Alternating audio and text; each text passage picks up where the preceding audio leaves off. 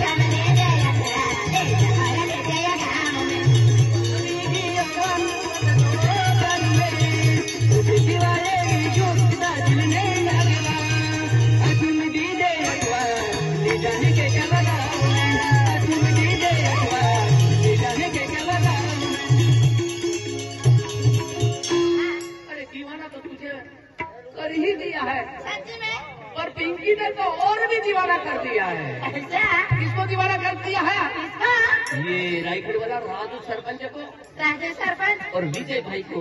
विजय चौधरी। तू इतनी सुंदर हो, इतनी सुंदर हो, हाँ जी। दिल में तो बस गई है, हाँ। लेकिन दिल में से नहीं निकलती है। तुम्हारी याद आती है जब आधी रात को तुझे मिलने के लिए आते हैं। अरे सही में ये गाने पे हमारे विजय चौधरी और राजू भाई ने शोर भी दी है। ऐसा क्या? ये गाना जरा दबा के मंगता है। हाँ। नाइखड़ वाला राजू भाई हाँ। और खेते वाला विजय चौधरी। ऐसा क्या? और अपना कांसीलाल भी कल है। खिलाओ जरा। बड़े मलका वाला। ऐसा हाँ। आओगी खेते गाँव में हाँ जी। तो लेके जाऊंगा तुझे। अच्छा। विजय चौधरी। ऐसा। हाँ।